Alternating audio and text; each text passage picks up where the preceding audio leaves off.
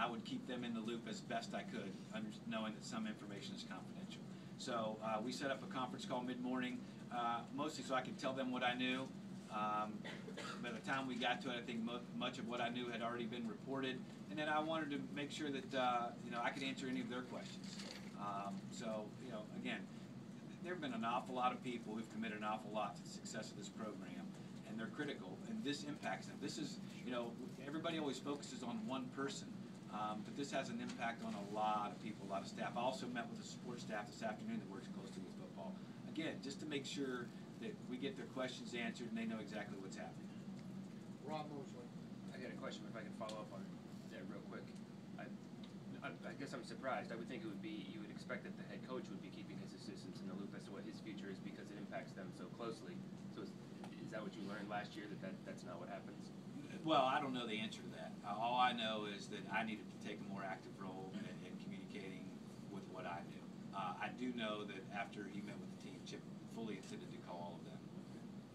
So had he spoken to them by the time you I don't know the answer to that. I didn't ask that question. If I get my original question, your confidence that the NCAA issues won't be a factor, and I realize you can't talk about the process, but I think that's eye-opening. I mean, does that stem from the fact that you just think a coach just won't be scared off by that no matter the situation, or is that an indication of your level of confidence that the process will play itself out? No, I think we do things the right way here. I think most people in the industry absolutely understand that, and I just have confidence that industry-wide people know what's going on here, and people are doing it the right way.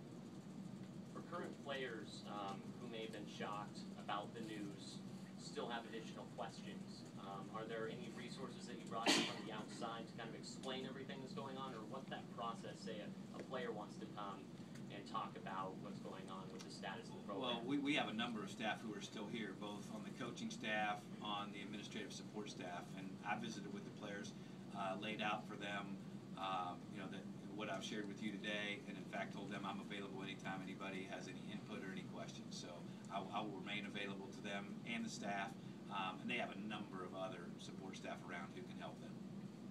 Tom Ward.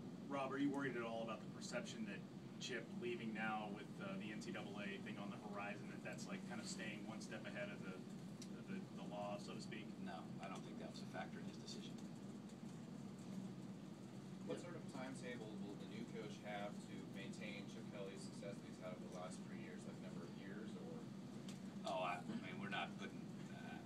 You're asking me what I'm already going to require the next head coach to do? Yeah, how long until he's able to do what those are? Yeah, I'm not thinking about that today. Sean. Are you allowed to talk to potential candidates about the NCAA situation? No, I'll be very restricted in what I can share. Yes.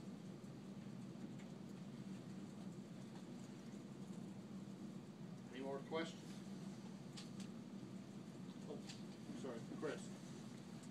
When we were here the previous Monday, things seemed to be very hard and fast that Chip was staying. Now that he is announcing that he's leaving, is there any doubt in your mind that he could change his mind again, or are you under the impression that things are? There's no doubt in my mind.